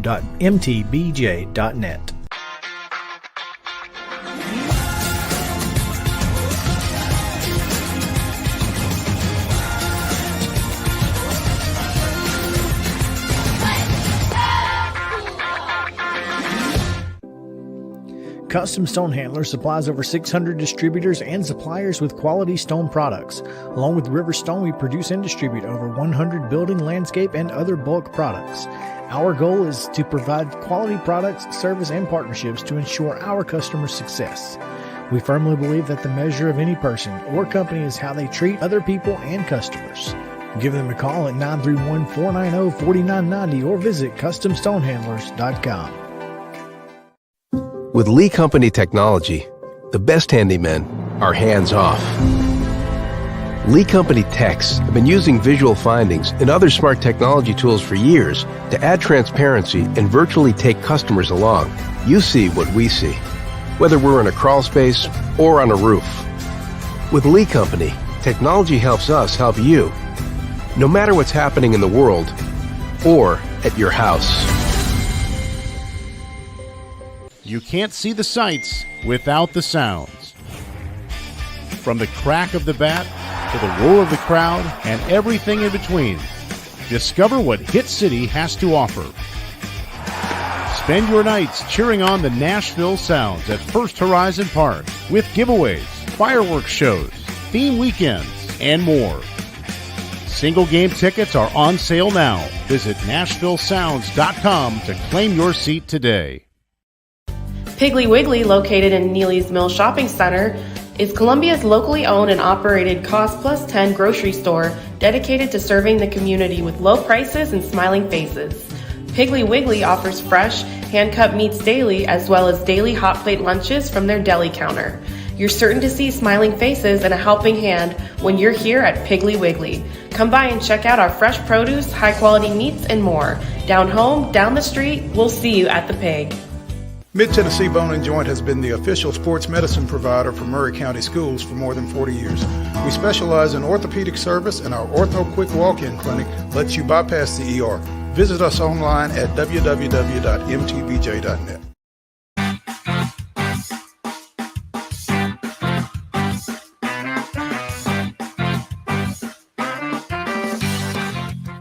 Welcome back in Main Street Sports today, presented by Mid-Tennessee Bone and Joint. Chris Yao, Mo Patton here with you on this Tuesday. Top 5 Tuesday coming your way in just a moment. Top 5 biggest, most memorable, biggest / most memorable trades in sports history. Obviously, today is Major League Baseball's trade deadline, and that 5 o'clock deadline is quickly approaching, so should be interesting. And it seems awfully quiet It's in awfully Atlanta. It's awfully quiet Too in quiet. Atlanta. Maybe too quiet. You're right. So keep an eye out for that. But yeah, that'll be coming up here in just a moment. But before we do that, we go and continue our football previews of college football with the Conference USA, which obviously is very important to both Mo and myself now with Jacksonville State coming into the league. Should be a lot of fun. We're going to go, ironically, to Memphis. And Jay Allen joins us. Now we know why they call you Jay, because it's much easier to pronounce than how do you pronounce your first name? I go by Ajax, AJAYXE. Gotcha. Ajax. I like it. That's why I go by Jay Allen. It's just much easier. It is much easier, in fact, man. But we appreciate you taking some time with us. Talk a little bit about Conference USA. You had a preview come out on fanbuzz.com, and I just wanted to. We want to get a little bit more about this new look Conference USA. We obviously know a little bit about. I know a lot about the teams coming in because Jacksonville State played them in the ASUN/WAC last year, and then, of course, Middle's been in Conference USA for a while. So this is just going to be a unique year for year number 1, don't you think? It really will. It depends a lot on scheduling, how the things work out with home teams and away teams. A lot of the teams kind of fall into a middle tier. MTSU this year probably would be towards the top of that middle tier. I'm really high on their defense, especially on Taldrick Hall coming back. And the fact that MTSU's defense returns most of their starters, which 10 years ago would be unusual, but nowadays it's incredibly unusual to return a majority of your people from year to year on a unit. So I'm very high on their defense. And a lot of the teams don't need to overlook the fact that even teams coming up from FCS, the reason that they were asked to be a part of CUSA was because they were the very, very top of FCS. And so they will not be easy to knock over just because if they weren't a part of Conference USA last year. Well, certainly not. I mean, Sam Houston and Jacksonville have both been known to topple some FBS teams over the years. So that's a lot of folks think Conference USA got weaker, but I mean, in the long run of this thing, they could be just fine. That's true. Anything that adds to stability will help a conference. Long term, and there's a lot of turnover in the league this year with the players, but that's the same with any of the programs anywhere. It's just whether these teams that have been a Conference USA team for a long time, like MTSU, take seriously the people that are moving into the conference. Like you said, Jacksonville State is a threat every single week that they play, because of the manner in which they play, and they're used to winning at a high level. Jay, tell us about, your preview asked one question: can anyone touch Western Kentucky? If anyone can, it's got to be Liberty, right? Probably. The problem is they've lost so many people over the last year. I mean, they're very well known because they have graduated people going into the pros and high-profile people going into the pros, especially out of the Nashville area. Everybody is very, very aware of Liberty because of Malik. And they've had a couple of injuries in preseason, and I'm always very reticent to talk about teams. When you're doing a preview, you want to sort of rank teams, but until you've been through camp, you really don't know what you're coming out with, and there's always the danger of key injuries, just totally flipping a conference on its head with one or two key injuries.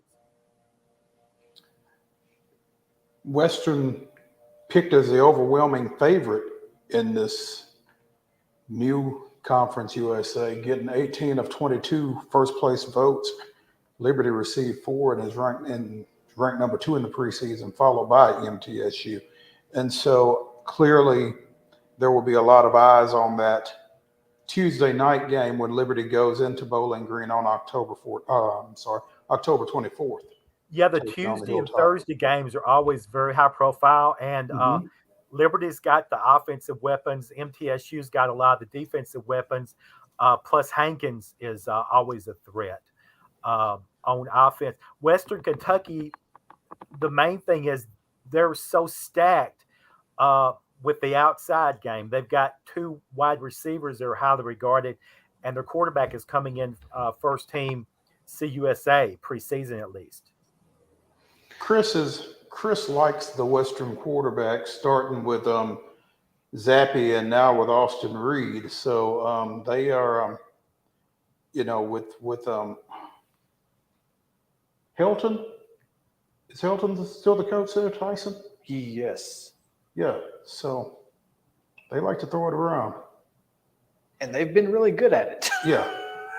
For the last few years, and you mentioned, in your preview, one of the games that you're looking for outside of this conference is now UTEP and Northwestern. This is a chance for Conference USA to kind of it's got its best team going up against a team, or one of its best teams going up against a school that is in a little disarray.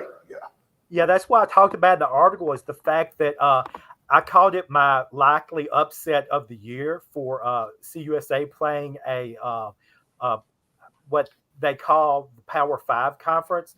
But Northwestern's in such disarray, UTEP might actually be a favorite by the time the game arrives. Yeah, I'm not even sure it qualifies as an upset. I mean, when is that game? September 9th. Yeah, that's the second week of September. Oh, wow. Yeah. I mean, I don't know if we talked about it. Did we talk about Skip Holtz going to Northwestern? We have not talked about Skip Holtz going to Northwestern, so at least they're bringing in somebody with some championship pedigree. Yeah. Interesting hire there for sure. Yeah. But what do you feel like, and we mentioning the out-of-conference game, what do you feel like is the best, the best game that's not Liberty Western in Conference USA this year? I think probably towards the end of the year, the MTSU game. I'm trying to think who they play. Second to last game on the MTSU schedule. I had that schedule, and now I don't. Yeah, I didn't look at it, but if the Western Kentucky game is not the biggest one, it would be that second to last MTSU game. There's UTEP at home in November. There's FIU, which could, who knows? That's what I'm thinking. I'm thinking the UTEP game because I still think Western Kentucky is probably the cream of the conference. But if they were so loaded on offense, if their quarterback doesn't have the type of year people expect from him, and the MTSU defense just becomes an animal, as happens sometimes when you have a team that's been together for a long time, they just really, really overachieve in their with some chemistry come together.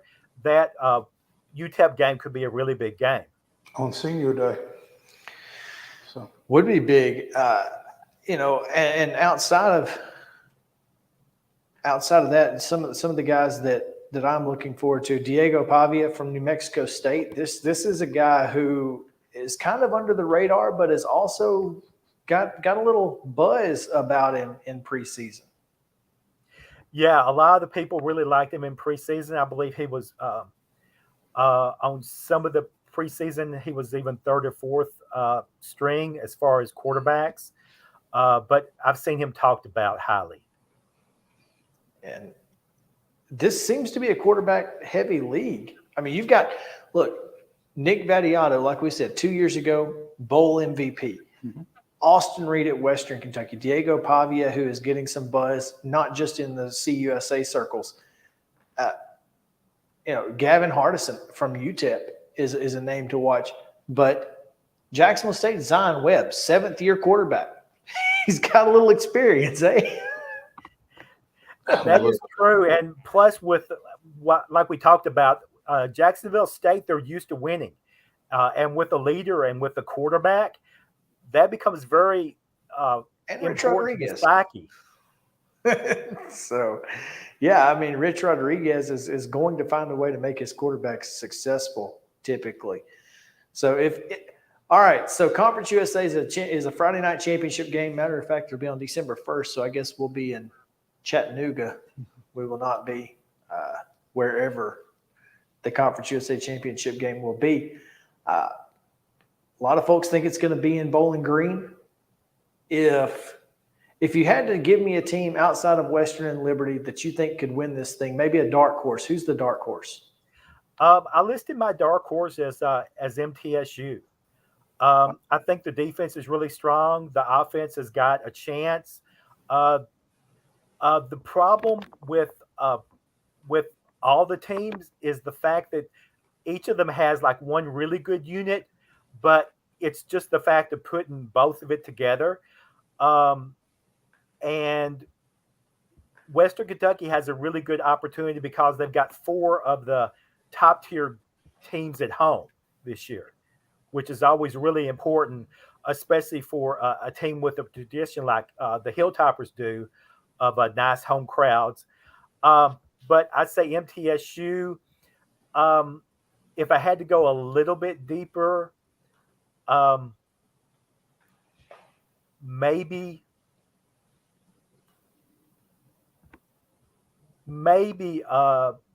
Sam Houston, but I just don't feel it's their year. But I really feel like MTSU is the only team outside of those top 2 that's got a real chance. So New Mexico State, Jacksonville State, Sam Houston, Liberty. Liberty's going to have the best year of the new teams.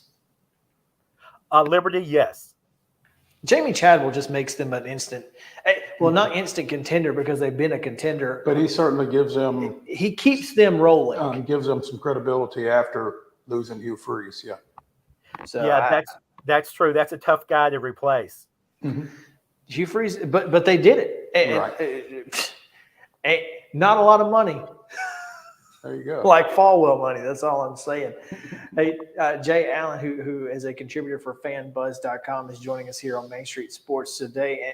And Jay, great preview. Thought you did a great job kind of picking out the big storylines of the year. And we're looking forward to a good year in Conference USA. And we appreciate you taking some time with us. And hopefully we will. If we ever make our way to Memphis, we'll give you a shout. And I appreciate it, man. I'll buy y'all both a big plate of ribs down here. Hey, don't say it if you don't mean it. That's our saying. I mean it, man. I know all the places that don't make the travel logs, man. Hey, that's what that's who we need. We gotta have. Because I'm thinking rendezvous, but if you got something else, I got some other places for you. Okay. As long as they got some dry rub on some smoked sausage, we'll talk. That's all that really matters. We'll talk. Jay, we appreciate it, man. Thank you for taking the time. And like I said, I really love my time at FanBuzz, and I wanted to give a shout out to my editor, Brian McLaughlin. I picked Todrick Hall for MTSU as the Defensive Player of the Year. And he doesn't even think maybe he's the best defensive player. He really likes the corner there for MTSU. So give him a shout out for helping fine tune my article. All right. We appreciate it, man. Looking forward to talking to you again soon. I appreciate it. Look forward to it. Bye-bye. All right. We're going to take a quick break. When we come back, it's Top 5 Tuesday, Top 5 biggest, most memorable trades in sports history. So stick around. Main Street Sports Today, presented by Mid-Tennessee Bone and Joints. Back after this.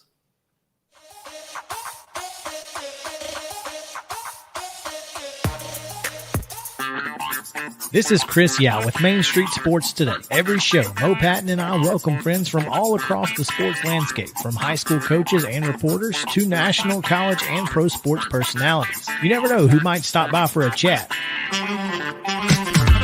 AP Tennessee Sports Editor, 3-time Tennessee Sports Writer of the Year 2020 TSWA Hall of Famer. She covers the Titans, the Predators, the Grizzlies, college football, and hoops. Please make welcome Teresa Walker. Former University of Tennessee, former Team USA Olympian, ex-Cy Young Award winner, R.A. Dickey. R.A., did I miss anything? Man, that was sweet. Yeah, I need to listen to that before I go to bed every night. That was nice. Has 5 sports Emmys. That's not bad for the other guy in Wham, Ryan McGee. Other guy in Wham married the best looking girl, Bananarama. So other guy in Wham had a pretty good life. From preps to pros, we're taking on the sports topics you care about. Tune in across Main Street Media social platforms at 2 p.m. or on demand on your podcast distribution platform of choice.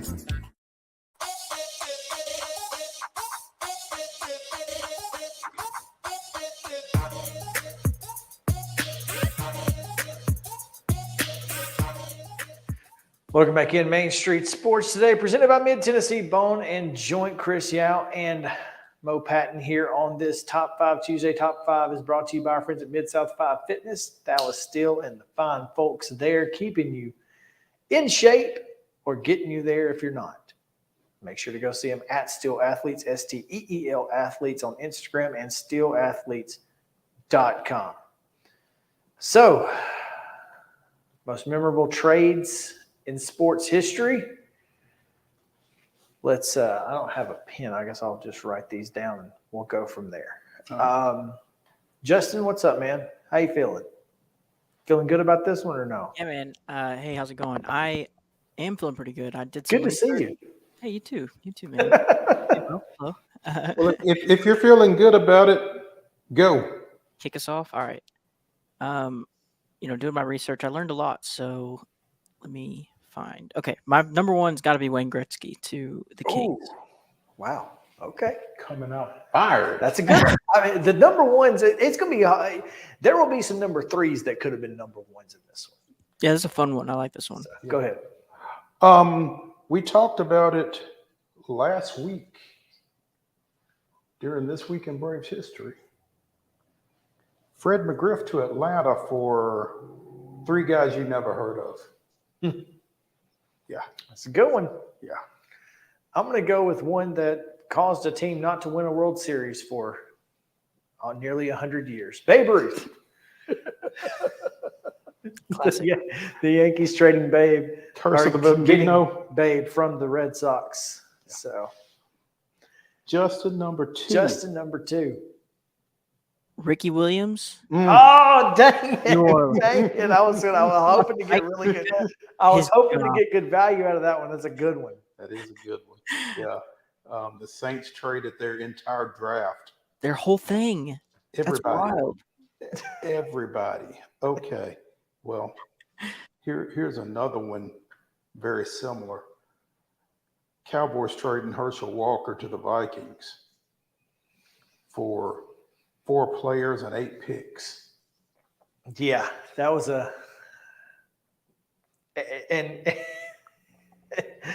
and of course Herschel. Yeah. The Minnesota Herschel was not Dallas Herschel. No. And Dallas Herschel wasn't great. No, he certainly wasn't worth. But you know what Dallas got out of the deal? Emmitt Smith. The pick that took Emmitt Smith was one of those picks. So that's a pretty good deal for Dallas. Yeah. You know, I'm gonna have to go back to the Braves. It's got to be the John Smoltz trade for Doyle Alexander. I mean, it created the big 3. Mm-hmm. Well, the big 3, and then the big 3, and then the actual big 3. Yeah, because it was Smoltz, Glavine, and Avery. Yeah, before which Maddox morphed into Smoltz, Glavine, and Maddox. Yeah, good one. Number 3, Justin. Antonio Brown to Oakland. Antonio Brown to early retirement. Yeah. That's what Oakland got out of the trade. Yeah. Absolutely nothing. Jesus. Not even a down. Wow, that's crazy. 1975, before either of you were born, the Milwaukee Bucks traded Kareem Abdul-Jabbar and Walt Wesley to the Lakers for ex-Louisville standout Junior Bridgman, along with Dave Myers and Brian Winters and Elmore Smith. But Kareem to the Lakers is my pick.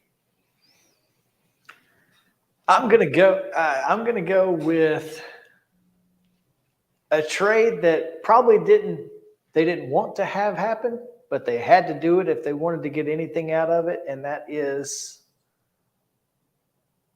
the Denver Broncos trading for John Elway. With the Colts. With the Colts. Yeah. Because he would not play for the Colts. He wasn't going to play for the Colts. Said he would have went to the end. And somewhere Jonathan Taylor is clapping. There you go. There you go. Justin, number 4.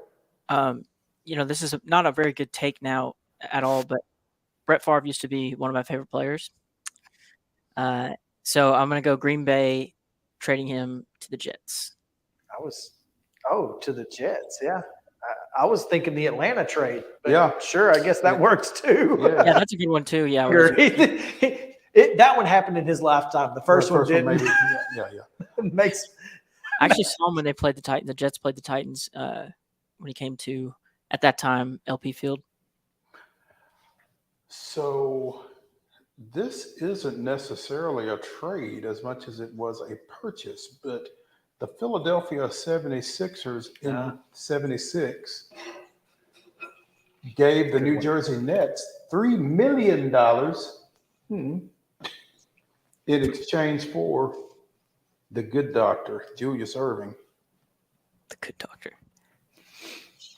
That's By my far number coolest 4. nickname ever. Yeah. Yeah. He was operating. No, we've had this discussion. We've had this draft. The best nickname is Tiger. That's true. I think Dr. J is probably a So close cool. number 2, though. Especially just basketball. It's a perfect basketball. Magic is solid as well now. That's true. Magic is a great one. Yeah. All right. More than that. That's crazy. You're number 4. This is a great number 4, by the way. Olden Polynice was traded by the Chicago Bulls to the Seattle Supersonics in exchange for Scottie Pippen. Ooh. Olden Polynice averaged 7.8 points per game in the rest of his career. Yeah. Seattle punching at air too, huh? Just punching air. And then he goes to Portland. Wow. Like, God, man. Number 5, JK. I'm going to go, it's kind of tied, but I think I'm going to go A-Rod to the Yankees. That's a good one. That's solid. Yeah, I mean that was a big trade back then. Absolutely. All right. I'm gonna go with the straight up trade of Phillip Rivers and Eli Manning on draft day, because Eli said he wasn't going to play for the Chargers. The Chargers. That's right.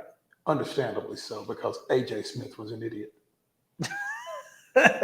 So it didn't quite work out for San Diego, although they had a lot of great years with Phillip Rivers. But Eli did win a couple Super Bowls. A couple. So you'll take that. All right, this is a weird one. This is way out there, but